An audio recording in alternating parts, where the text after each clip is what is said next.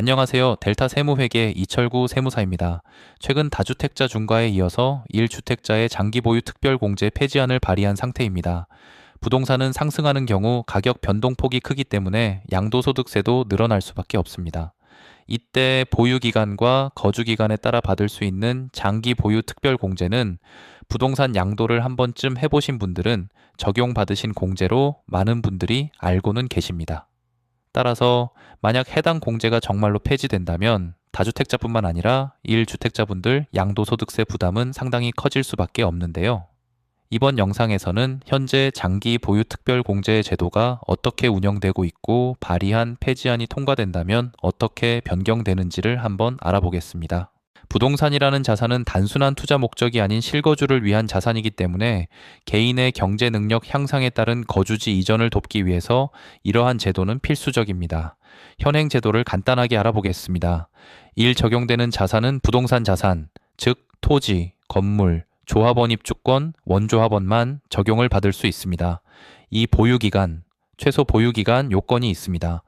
해당 주택의 보유기간이 3년 이상이어야 적용받을 수 있습니다. 3. 공제율, 주택 보유 상황, 양도 상황에 따라 공제율이 정말 달라질 수 있습니다. 1세대 1주택 고가주택의 경우로만 한정하여 설명드리겠습니다.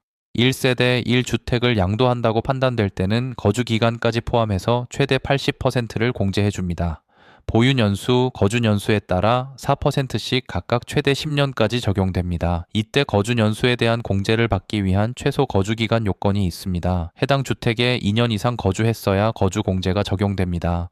1세대 1주택자와 다주택자의 경우 장기 보유 특별공제 공제율에도 차이가 있습니다. 1세대 1주택자는 최대 80%를 적용받을 수 있고 다주택자는 최대 30%를 적용받을 수 있습니다. 80%를 적용받는 경우는 비과세이면서 고가주택에 해당하는 경우가 대부분입니다. 양도가액 20억 원, 취득가액 10억 원으로 양도차익이 10억이라면 고가주택 기준인 12억 초과분만 과세하게 됩니다.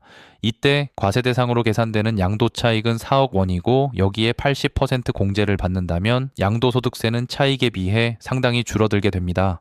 이런 장기보유 특별공제가 현재 배제되는 경우가 있습니다. 1. 다주택자 중과 대상 주택. 다주택자들의 일부 주택의 경우 중과 대상에 해당하여 세율이 가산됩니다. 세율 가산뿐만 아니라 장기보유 특별공제까지 배제가 된다는 점을 기억하셔야 합니다. 다주택자 기준은 조정 대상 지역에 소재하는 2주택 이상 주택입니다. 이때 주의하실 점은 양도소득세 주택수 판단에는 주택뿐만 아니라 조합원 입주권, 분양권도 포함이 된다는 사실입니다.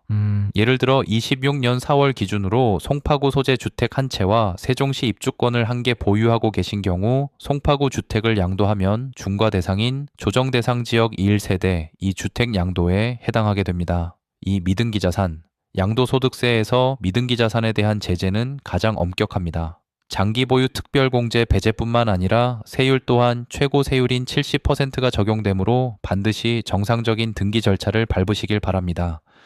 다주택자 중과 한시 배제는 2026년 5월 9일 이후로 종료됩니다. 2026년 5월 10일 이후 기준 서울은 모두 조정 대상 지역이므로 서울에 있는 2주택 이상자는 모두 다주택자에 해당하여 장기 보유 특별공제가 적용이 불가능합니다. 지금까지는 현행 기준 장기 보유 특별 공제에 대해 설명하였습니다. 이제 최근에 발의한 새로운 장기 보유 특별 공제에 대해 알아보겠습니다. 핵심 변화는 세 가지입니다. 1. 현행 장기 보유 특별 공제 법안을 삭제하고 새로운 장기 보유 공제 법안을 만드는 것입니다. 이 새로운 장기 보유 공제는 개인당 평생 2억 원을 한도로 세금 감면을 해주는 제도입니다. 3. 2억 원 중 다 공제받지 못한 세금은 2월하여 다음 양도할 때 공제해줍니다. 해당 법안은 발의가 된 상태이고 입법화는 진행되지 않았습니다. 따라서 참고만 해야 합니다. 다만 현 정부의 부동산 세금에 대한 방향성을 다시 한번 확인할 수 있습니다. 해당 개편은 너무 과하다는 평이 지배적이긴 합니다. 현행 장기 보유 특별공제를 삭제하는 것이 아닌 보유 공제율만 변경하는 개정으로 방향을 잡자는 의견도 있습니다. 실제 사례를 통해서 두 법안의 세금을 계산해 보겠습니다. 앞에서 예시로 보여드린 1세대 1주택 고가주택으로 양도가액 20억 원, 취득가액 10억 원, 보유와 거주 모두 10년을 한 경우를 예로 들어보겠습니다. 현행 법안 기준으로 하면 총 양도세는 지방세 포함하여 약 1,410이 만원이 계산됩니다. 반면 새로운 장기보유 공제를 적용하면 산출세액 1억 3,306만 원에서 2억 원을 공제하여 납부세액근 0원, 자녀 2월 공제는 6,694만 원이 됩니다. 이렇게 계산하면 납부세액이 없는 새로운 법안이 좋아 보입니다. 그러나 이 공제는 평생 한 번뿐이라는 사실을 기억해야 합니다. 최초 부동산 양도에서는 유리할 수 있으나 만약 다음 거주주택을 양도한다면 어떨까요? 완전 동일한 조건으로 양도한다고 가정하면 산출세액 1억 3,306만 원에서 6,694만 원만 공제되어 총 납부세액은 지방세 포함 약 7,273만 원 정도가 발생하게 됩니다. 결국 부동산을 갈아타면 갈아탈수록 양도소득세는 기하급수적으로 증가하게 됩니다. 시장에도 영향을 줄 수밖에 없을 겁니다.